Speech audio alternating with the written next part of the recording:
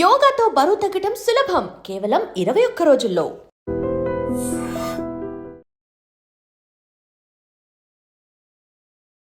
Hello guys, welcome to I dream media. నేను Priyadarshan. So ఈరోజు మనం మిరాయ్ మూవీ గురించి మాట్లాడుకోబోతున్నాం. సో చైల్డ్హుడ్లో చాలా సినిమాలు చేసి అందరూ స్టార్ హీరోస్తో నటించిన తేజ సజ్జా తర్వాత చాలా స్ట్రగుల్ అయ్యాడు. ఆయన ఒక హీరో అయిన తర్వాత తను ఒక కంబ్యాక్ ఇచ్చిన తర్వాత ఒక పెద్ద మెచ్యూర్డ్ యాక్టర్గా వచ్చిన తర్వాత చాలా స్ట్రగుల్ అయ్యాడు. అయితే హనుమాన్ సినిమా ఎలా ప్రూవ్ చేసుకున్నాడో మన అందరికీ తెలుసు. సో ఇప్పుడు Mirai.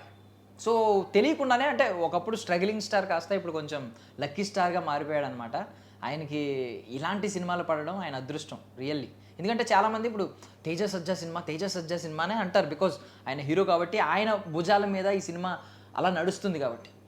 So and more over ఏంటంటే తేజ సజ్జా స్క్రిప్ట్ సెలెక్షన్ సూపర్ అని అందరూ అంటారు. కానీ మనం ఇంకొక వర్షన్ క్లియర్గా మాట్లాడుకుంటే మనం తేజ సజ్జా లిటరల్లీ థ్యాంక్ చేయాల్సింది కార్తిక్ ఘట్టంనేని, పీపుల్ మీడియా ఫ్యాక్టరీని. బికాజ్ నాకు తెలిసినంత వరకు ఇది హనుమాన్ సినిమా పోస్ట్ రిలీజ్ తర్వాత, ఆ సక్సెస్ తర్వాత సైన్ అయిన సినిమా కాదేమో అని నా డౌట్.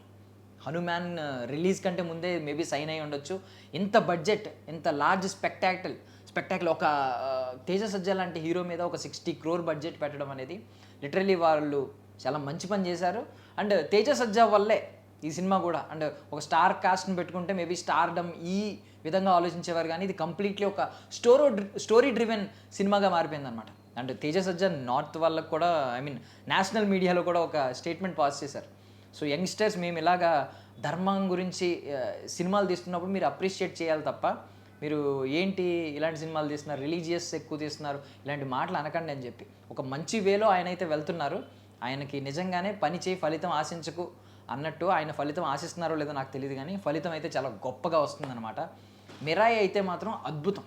60 crore బడ్జెట్లో ఇంత గొప్ప సినిమా తీసారా అనిపించేలా ఉంది. విఎఫ్ఎక్స్ అయితే అద్భుతం. కొన్ని చోట్ల స్టార్టింగ్, కొన్ని చోట్ల మరీ విఎఫ్ఎక్స్ తెలిసినవాడు, బాగా నాలెడ్జ్ ఉన్నాడు టెక్నికల్గా అయితే కొన్ని షార్ట్స్ పట్టుకోవచ్చు. మరి ఓవర్ విఎఫ్ఎక్స్ ఇది తెలిసిపోతుంది, బాగాలేదు ఇలాంటివి అనొచ్చు, సిజిఐ వర్క్స్. బట్ థింగ్ ఏంటంటే మోస్ట్లీ అదిరిపోయింది. ఈవెన్ ఈగల్ షాట్ మీరు ట్రైలర్లో చూసుంటారు. ఆ ఈగల్ సన్నివేశం వచ్చినప్పుడు ఇక్కడ లిటరల్లీ చెప్తున్నా, how to train your dragon అని ఒక సినిమా ఉంటుంది హాలీవుడ్లో. ఆ విజువల్స్కి ఏమాత్రం తీసుకోలేదన్నమాట. అద్భుతంగా తీశారు. ఎంత ప్యాక్డ్గా ఆ 60 crore బడ్జెట్ని మన కళ్ళ ముందు చూపించారనమాట. 60 కోట్లు అంటే నాకు తెలిసి ఎంత ఉంటుందో తెలియదు కానీ ఆ 60 కోట్లని మన కళ్ళ ముందు చూస్తే ఎంత ఆనందం, ఎంత ఒక కళ్ళు ఇలా ఎలా ఎక్స్ప్రెస్ చేస్తామో, కళ్ళు ఒకసారి ఇలా పెద్దవి చేసి ఎలా చూస్తామో, మొత్తం విజువల్ గ్రాండియర్ అయితే చూపించారనమాట సినిమాలో. అద్భుతంగా ఉంది.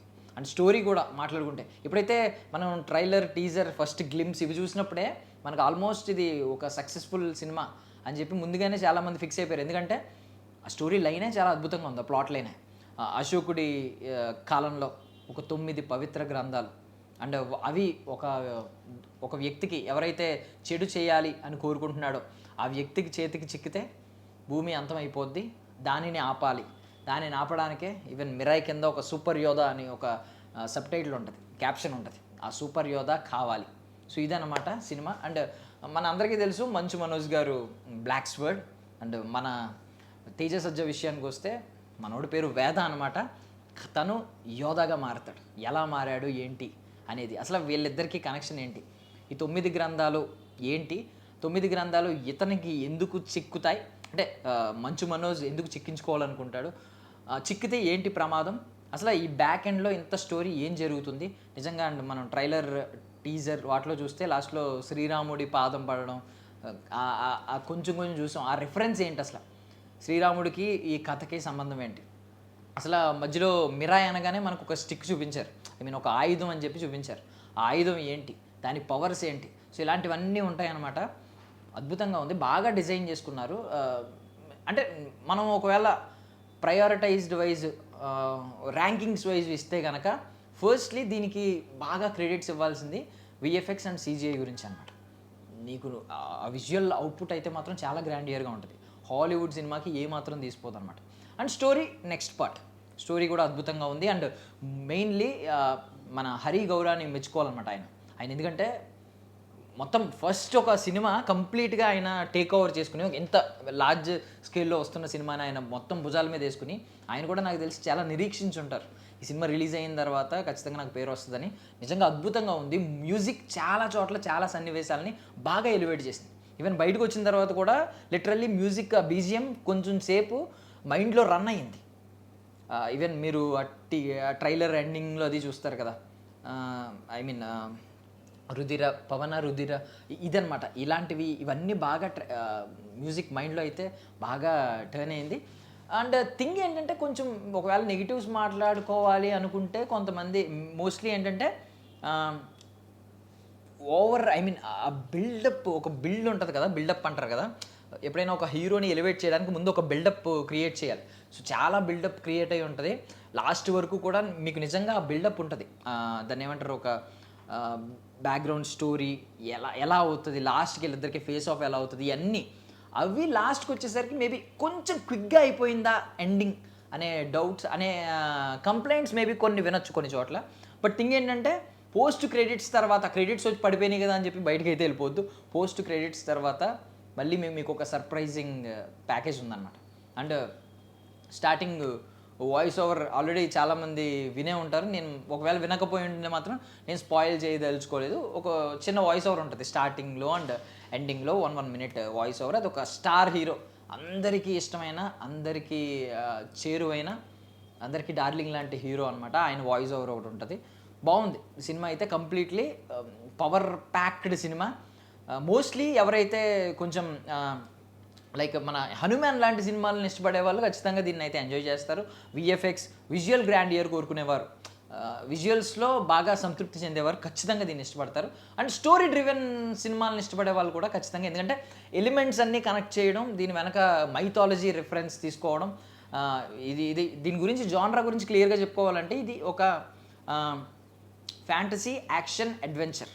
సో దీంతో మళ్ళీ mythological elements and super natural elements add అవుతాయి అన్నమాట. మైథలాజికల్ అంటే మనకు ఆల్రెడీ తెలుసు, శ్రీరాముడి అంశ మనకు ఆల్రెడీ ఆ ట్రైలర్ టీజర్లో కనిపించినాయి.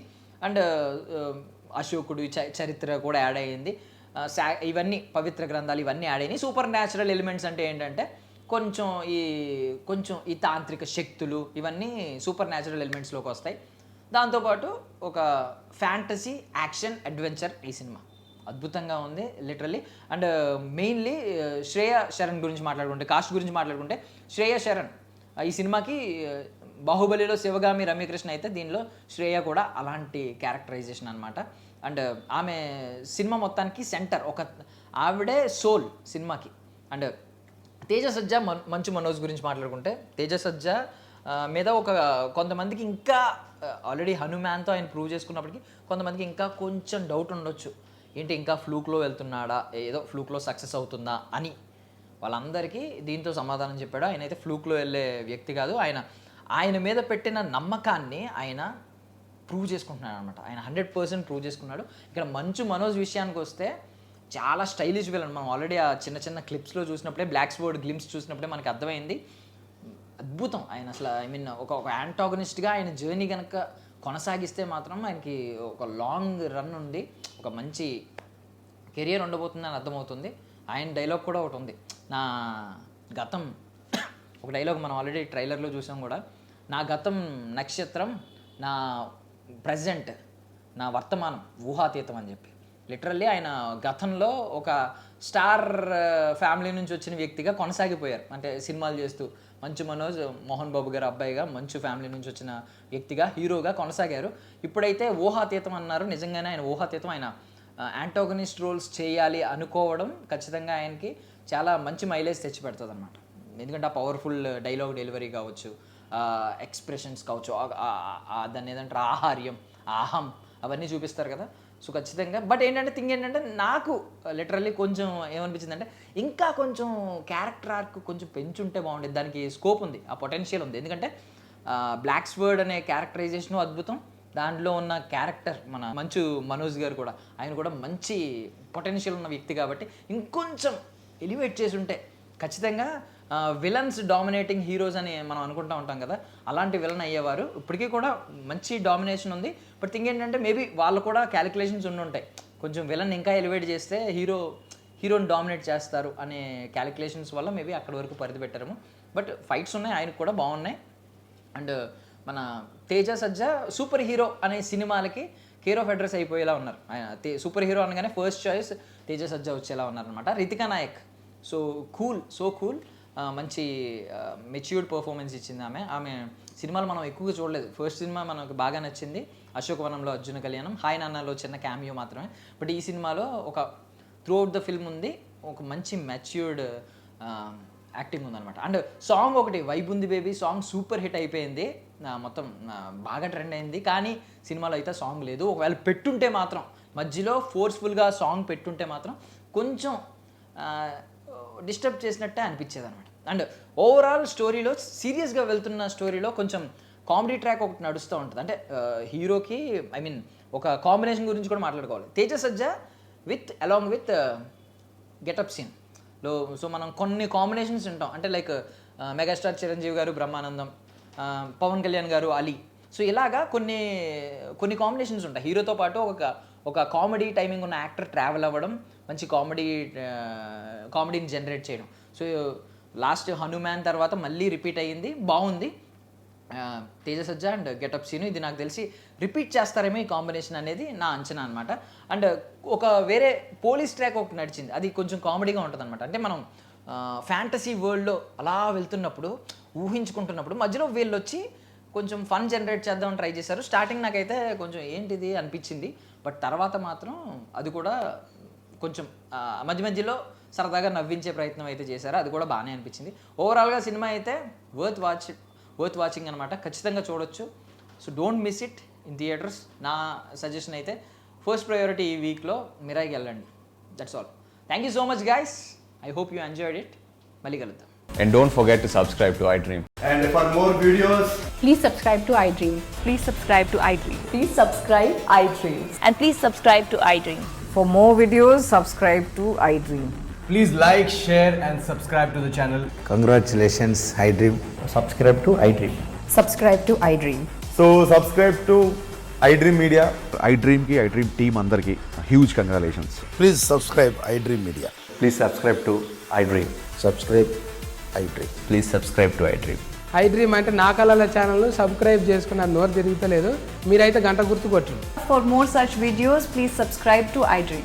Subscribe to iDream. Please subscribe to iDream. Please subscribe iDream Media. Please do subscribe to iDream. Please subscribe to iDream Media. For best entertainment and information, please subscribe iDream.